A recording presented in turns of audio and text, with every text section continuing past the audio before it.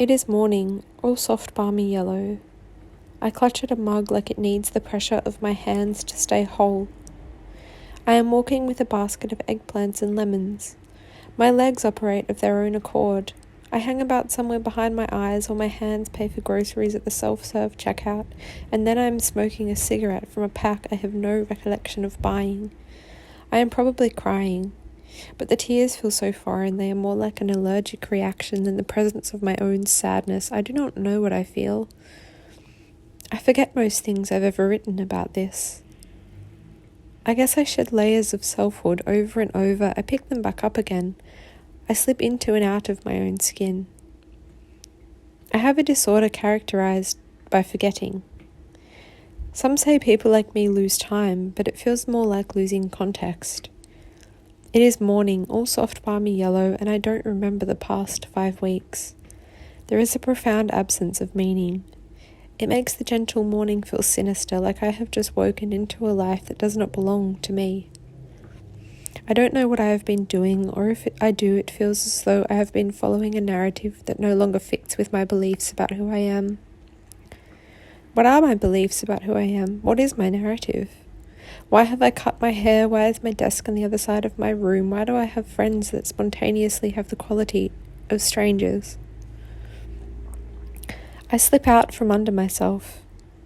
Later I surface from that grey space of partial amnesia, wondering what kind of person I have been living as, wondering what has happened to me, wondering what exactly I've lost. I think this is the pain of amnesia, that sharp cutting truth that I will never remember exactly what I have forgotten.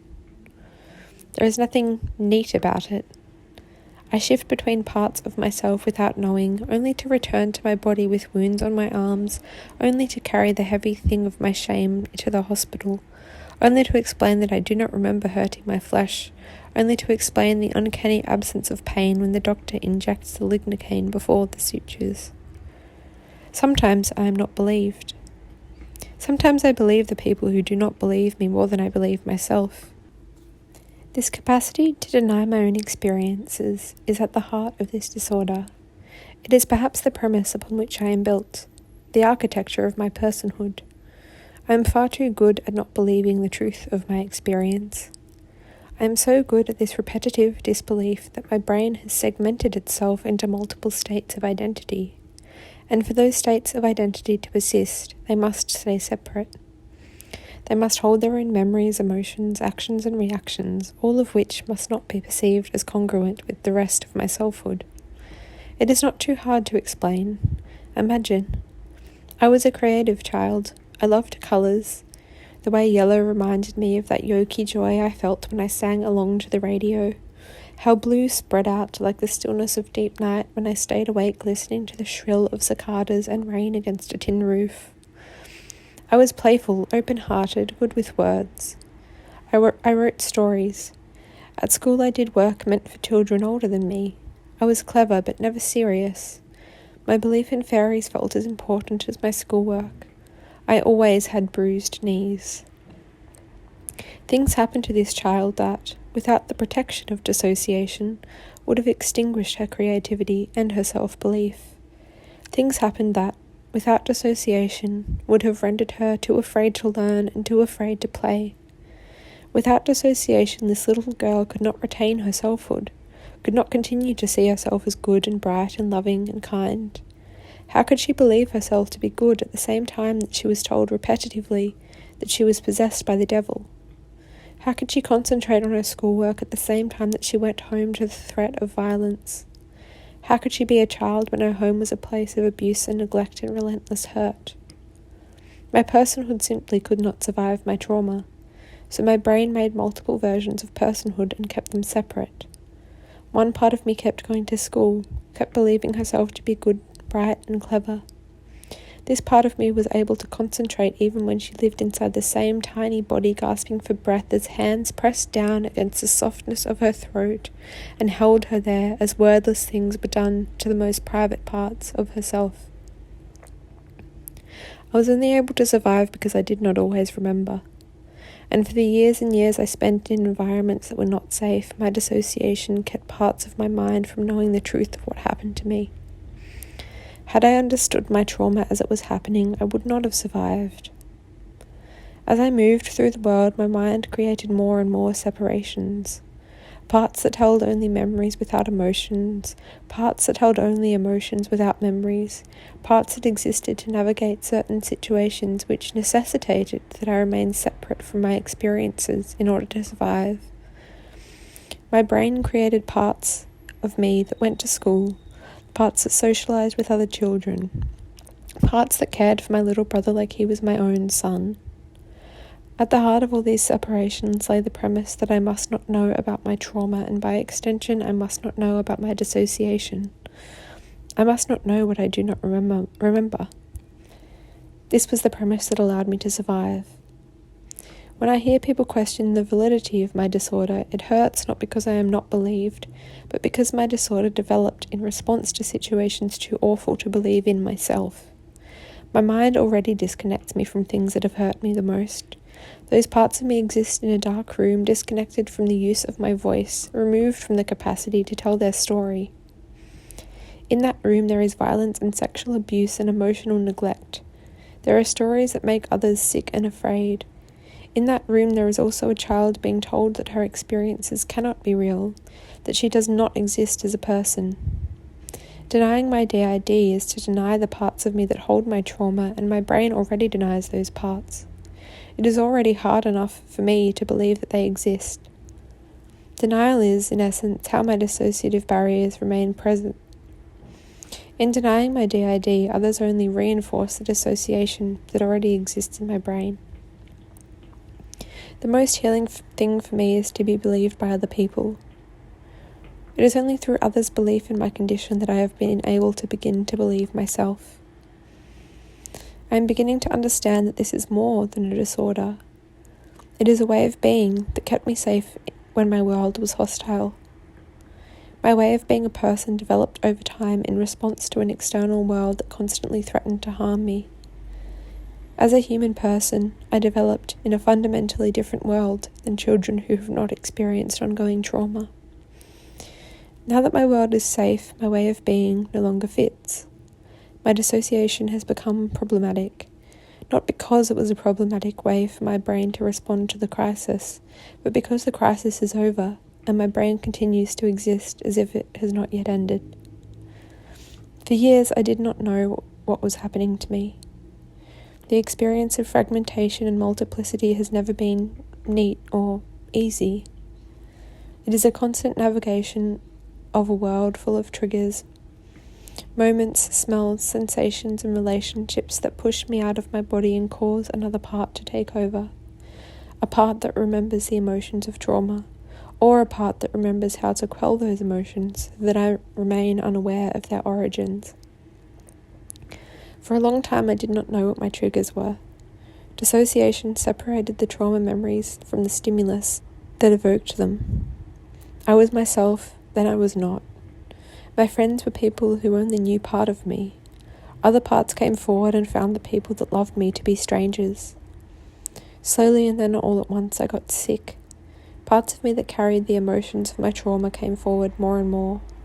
These parts did not carry a language to describe what had happened to them. They were not able to use my voice to speak about why they felt the way they did. I watched from above while my body climbed over the fence of the psych ward, carried itself to a train line, ran from police, screamed at the people I loved to leave me. I watched from above as the body I lived in behaved like a stranger, and later I could not explain what I'd done, not because I was shy or resistant to treatment, but because I was not the same person who carried herself in the direction of her own ending over and over again. My history is punctuated by these decontextualized recollections, moments in which another part of me made the decision not to be alive. For a long time I did not know what was happening. The services I sought help from repeatedly denied the presence of my trauma, and so I repeatedly denied its impact inside myself. I did not realize that my way of being made sense, that in fact it was the most sensible thing a developing brain could do to survive what had happened to me. I thought I was broken and without a diagnostic language to articulate the ways in which I could be put back together. I have only been working with the understanding that I have DID for around 18 months. It is still messy, my memory is not linear. It is morning, all soft balmy yellow, and I clutch at a mug like it needs the pressure of my hands to stay whole. Then I am walking with a basket of eggplants and lemons, and my legs operate of their own accord while I hang about somewhere behind my eyes and my hands pay for groceries at the self-serve checkout. Then I am smoking a cigarette from a pack I have no recollection of buying, and I'm probably crying, but the tears feel so foreign, they are more like an allergic reaction than the presence of my own sadness. I still do not know what I feel. I still forget most things I have ever written about this. And so I seek myself in videos like this one. But the portrayal of DID that I am faced with makes it seem so orderly. For me, it is perhaps the opposite. It is living always in fragments. It is a complete loss of periods in which I was alive, the loss of my own story, the loss of a context to give meaning to the ways I am person. It is the inability to relate to the person I was a few months ago. It is being pushed out of my body, watching from somewhere outside of myself while I act like a child afraid of the people who love me. It is months of confusion, not knowing who I am or what has been happening around me, no linear narrative, fogginess and emotions that don't belong to me, even as they bawl in the back of my throat or pull me down into a body frozen with fear. It is the urge to run away from safe places. Really, it is the unrelenting chaos of my trauma and a pervasive sense that I should be doing better than this. But it is not just me that is healing. It is all the parts of me that held what I couldn't. And in acknowledging these parts, I am doing the opposite of what my brain believes to be safe. I am knowing what would have, as a little girl, destroyed my chances of survival. I think this is why healing is so difficult. I must attend to the parts of myself that threaten my capacity to remain who I am. I must reach inside of myself to hold the trembling hands of the parts of me that remember what it is like to be the opposite of loved. I must let those parts enact their developmental trajectories over and over again in an environment that is safe. They must be given a chance to grow up with a new organizing principle, that the world is okay and I'm safe enough now that I do not need to disconnect from myself and my experiences in order to survive. Healing is big because it is changing the way my mind has learned to be in the world. It is learning that this world no longer needs me to disconnect from my experiences of being a person. Fundamentally, my mind needs to believe that I am truly safe. My parts need to believe that their trauma is over. I need to believe that I will not be destroyed by the emotions, memories, and responses that lie in my parts. It is not a defined or even definable experience. It hurts and it's messy, and the precious stones of my memory are lost and found and lost again, but there is beauty in it too. In knowing those little children inside and holding them close, in giving them toys and rocking them to sleep, in learning what their needs are and attending to them, in being able to tell their story. I am many, and sometimes I feel us, all of us, welling up inside the chest of this body like a summer storm, all heavy with fat drops of rain, and those clouds so deep they are almost like fragments of nighttime. I feel us, little ones scared of the violence, others so full of childish joy, some so sad it stops hurting, becomes numbness, still others who starve the body to deal with the pain or make wounds on the skin with sharp things. There are some who remember the story and others who remember how it felt, and there are these swelling moments when we are all there together enough to see that we are safe now. Safe enough to rest until time comes together again and we hold on to weeks instead of days. Safe enough to imagine that there is a future with less chaos, more stillness, so that I will wake up to a morning all soft balmy yellow and know where it fits in a broader narrative of selfhood. And maybe I grasp my mug more softly because I know somewhere inside that I'm no longer holding together something fragile. And my world is no longer a place for me to be hurt into pieces, but rather a place to be brought back together again.